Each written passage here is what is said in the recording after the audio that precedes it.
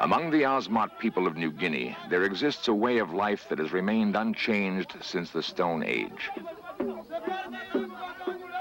In 1961, it drew the attention of a restless young man named Michael Rockefeller.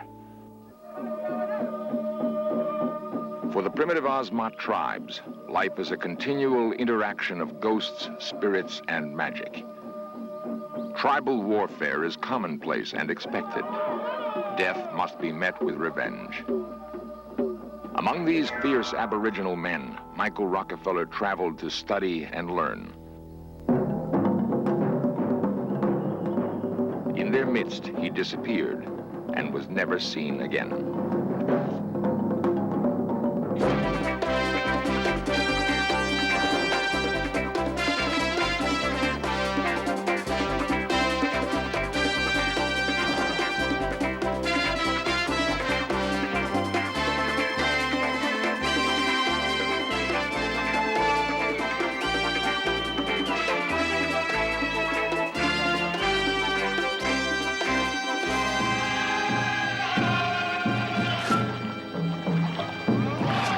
Entranced by a culture he had never before experienced, Michael Rockefeller passionately documented Osmot life.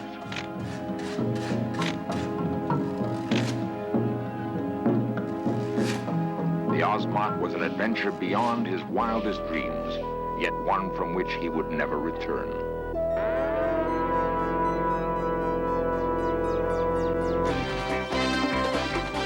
This series presents information based in part on theory and conjecture.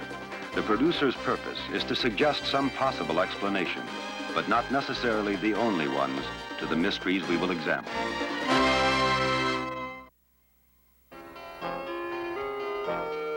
Harvard University, June 1960. For Governor and Mrs. Nelson Rockefeller, it was a special, emotional moment. Their youngest son, Michael, had graduated with honors.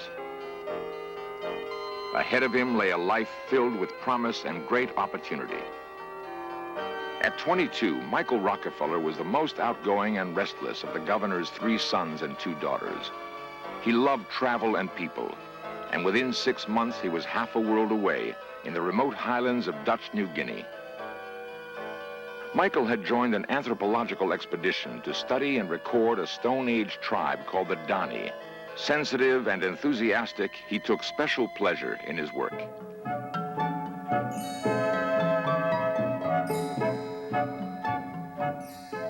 For 6 months, Michael served as the expedition's sound man and still photographer.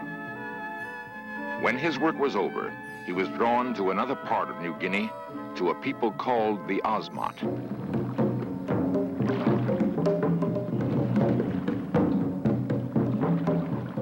Along the coast and in the winding tidal rivers of southern New Guinea, the primitive Osmot tribes lived as they had since primeval times.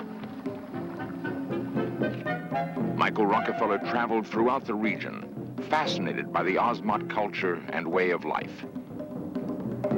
In his journal, Rockefeller wrote, "The Osmot is equal to my wildest dreams. It is a land of great winding rivers, jungle, and mud. Literally nothing else. The people have lived for centuries on little besides the pulp of the sago palm and fish. Some remote areas are still headhunting." A keen observer and gifted photographer, Michael carefully documented Osmot life.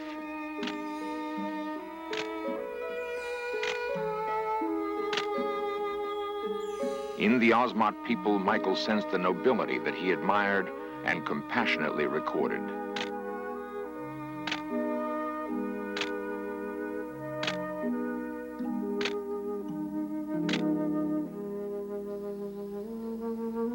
The word Osmot means tree people, and indeed Osmot culture depends almost totally on trees, for food, shelter, for their canoes, and for their art.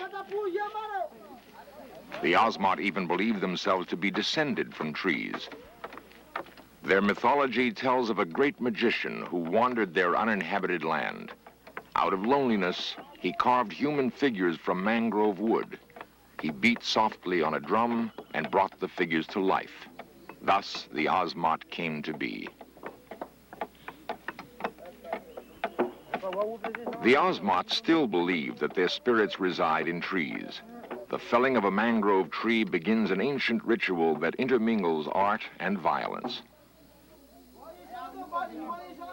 Before the cut mangrove trunk can enter the village, Ozmot women pelt it with mud, exorcising any evil spirits that may still live inside. Once the mangrove is cleansed of demons, the intricate carving begins.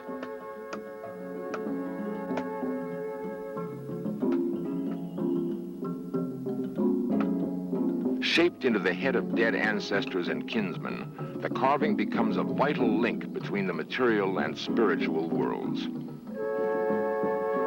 For the Ozmot, natural death does not exist. Only evil spirits and enemies account for the passing of life. The finished carving becomes a pledge to the dead that their spirits will be revenged. The beauty of Ozmot art completely captivated Michael Rockefeller. In his journal, Rockefeller wrote, "The key to my fascination with the Ozmot is the wood carving. The sculpture which the people here produce is some of the most extraordinary work in the primitive world." Full of youthful enthusiasm, Michael Rockefeller began collecting Ozmot art.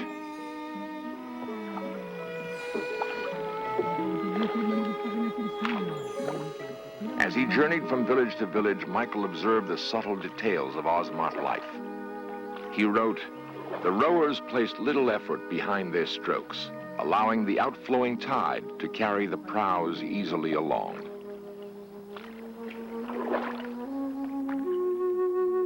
For weeks, Michael traveled through Ozmot territory, often accompanied by missionaries and anthropologists.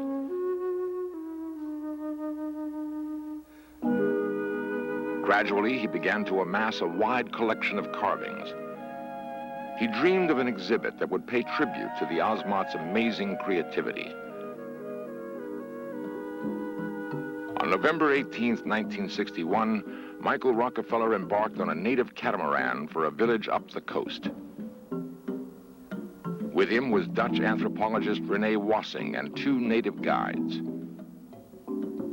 The purpose of the trip was to pick up carvings for which Michael already had bartered.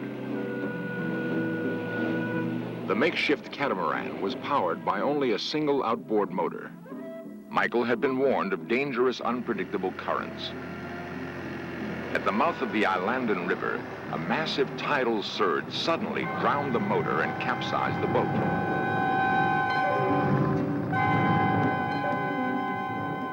The natives swam for help.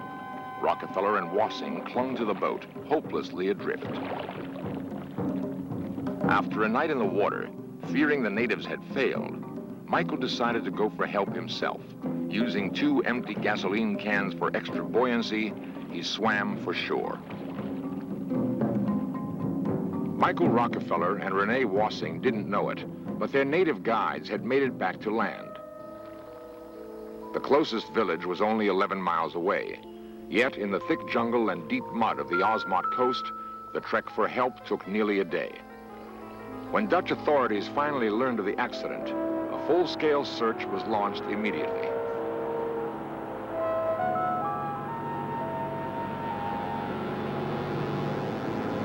Searchers combed over coastal rivers and seemingly endless spans of dense jungle shoreline. The region below was hostile and forbidding. The coastline was a muddy swamp with estuaries where crocodiles prowled. Beyond lay spongy tangles of sago palms and mangroves, alive with poisonous snakes, scorpions, and swarms of mosquitoes. The Ozmot had named their home the Land of Lapping Death. Suddenly, a miracle. A flying boat had found Renee Wassing, still clinging to the capsized catamaran more than 20 miles out to sea. Stunned and exhausted, Wassing told reporters of the ordeal. He had tried unsuccessfully to dissuade Michael from attempting the swim to shore. Michael's last words were, "I think I can make it."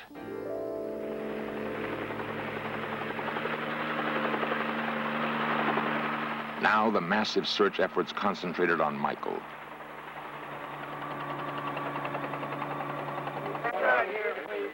The news that his son was lost had taken 3 days to reach Governor Rockefeller.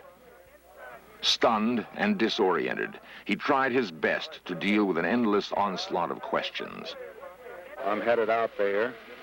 Hopefully they'll find him before we get there, but to be there when they do find him, so if there's anything I can do, I will. In New Guinea, the news was not good. No trace of Michael had yet been found. For the native Osmot, the spectacle of the search was awesome and overwhelming. They had never seen anything like it. Several more days of searching yielded nothing. A pale and haggard father had almost given up hope.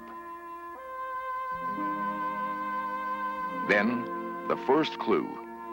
The red gasoline can that Michael used for extra buoyancy was found at sea. It was strong evidence that Michael had drowned, but at the same time, it offered a faint glimmer of hope.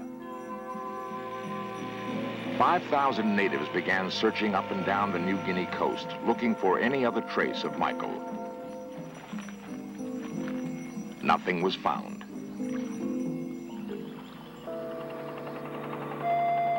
After nearly 2 weeks, the search for Michael Rockefeller was ended. For an agonized father returning home, the official conclusion seemed unavoidable. Michael Rockefeller had drowned at sea. Yet it was not long before speculation began that perhaps somewhere in the jungle, Michael might still be alive.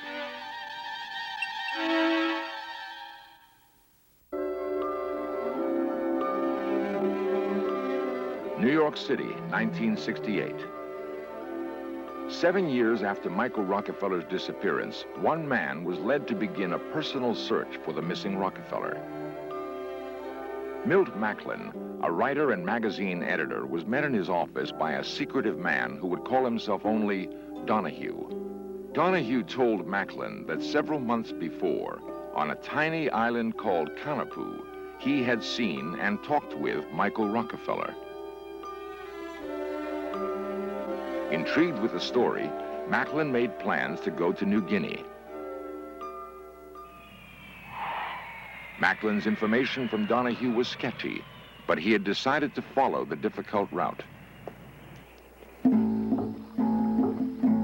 According to Donahue's story, Rockefeller was picked up by a native war party and taken by canoe on a 1,000-mile journey to the Trobriand Islands. As Macklin made his way through the jungle, he began to understand Michael's attraction to its primitive beauty.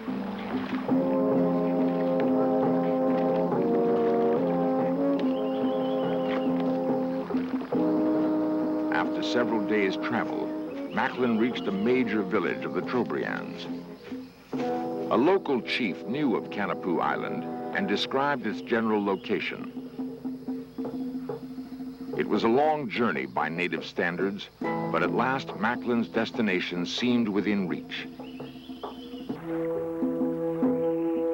By hired boat, Macklin sailed for Kanapu.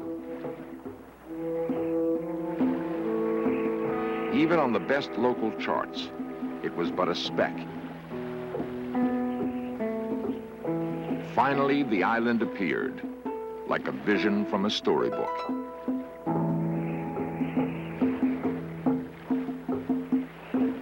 After a long and tiring journey, Milt Macklin approached his destination with hopeful expectation.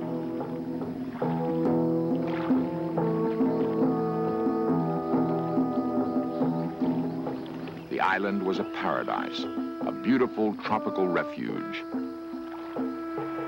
It was also an eerie place. There were few signs of life.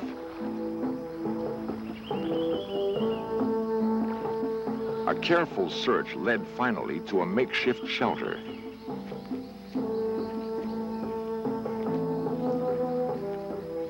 The hut was abandoned. There was no sign of Michael Rockefeller. Discouraged and disappointed, Milt Macklin gave up his Kanapu search. The fate of Michael Rockefeller remained a mystery. Yet for Macklin, the unsuccessful search had raised many questions. Was the Donahue story simply a cruel hoax, or did it bear some element of truth? Milt Macklin's determined search did not end on Kanapu Island. For 2 more months, he traveled throughout New Guinea, looking for evidence that might prove conclusively what happened to Michael Rockefeller. Macklin traced down endless leads, but his final personal conclusion was based on information from a Dutch missionary, Father Cornelis van Kessel.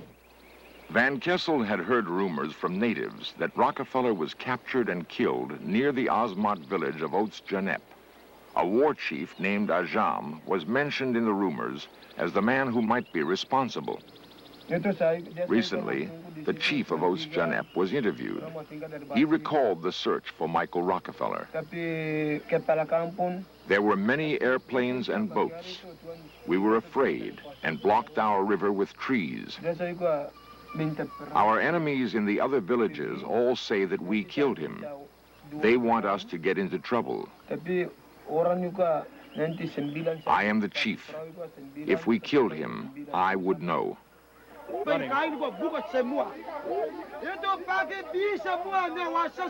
The full and true story of Michael Rockefeller's disappearance may never be known.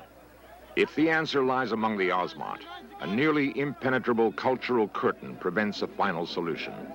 Yet, in the life of the Osmot, the age-old rites that once preceded tribal violence can still be witnessed. After the mangrove ancestor poles are carved, an elaborate ceremony begins in honor of the dead.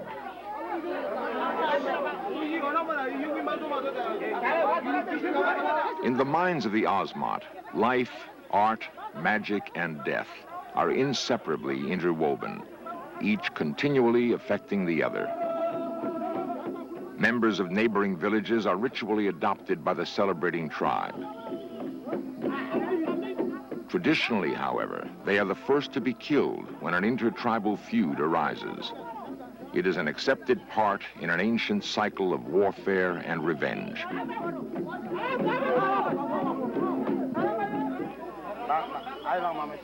The ancestor ceremony climaxes when the poles are returned outside.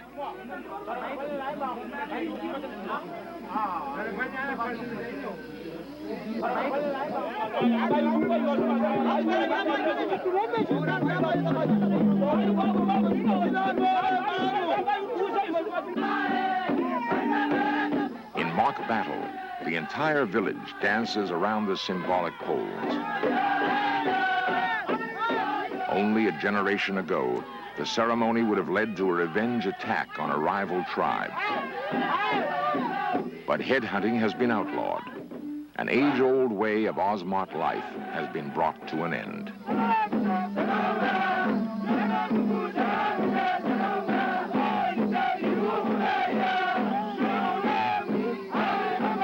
In his journal, Michael Rockefeller wrote, "The Osmot is filled with a kind of tragedy. They were a ferocious headhunting people, but now many villages are beginning to doubt the worth of their own culture. They crave things Western, even though these doubtful symbols of another world hide a proud form and replace a far finer, if less concealing, form of dress."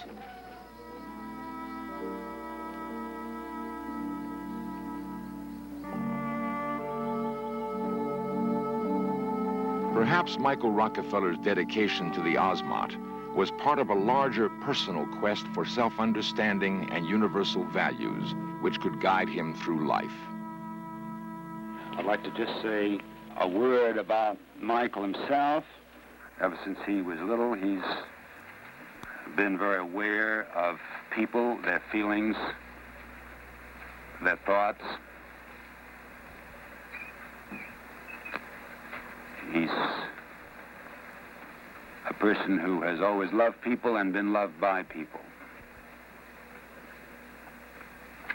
He had a tremendous enthusiasm and drive, loved life, has always loved beauty in people, beauty in nature and beauty in art, whether it's painting or sculpture, and has been quite an artist himself. I think it's fair to say that he was never happier than he has been out there. Michael had one of the most exciting experiences of his life.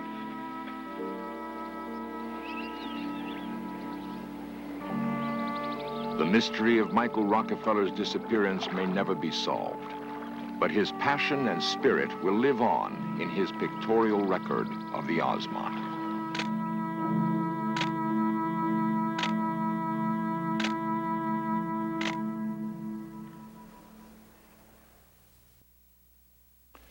Before Michael Rockefeller traveled to New Guinea, he spoke of doing something romantic and adventurous at a time when frontiers, in the real sense of the word, were disappearing. Today, his tragic loss is underscored by the accelerating demise of the Ozmont people and their culture.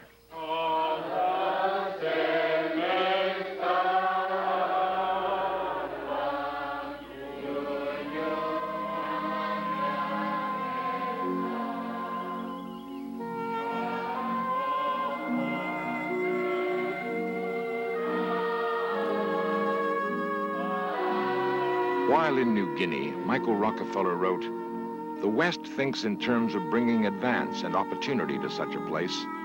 In actuality, we bring a cultural bankruptcy which will last for many years." Tenuously, the Ozmont still hold on, among the last representatives of the beginning of humanity.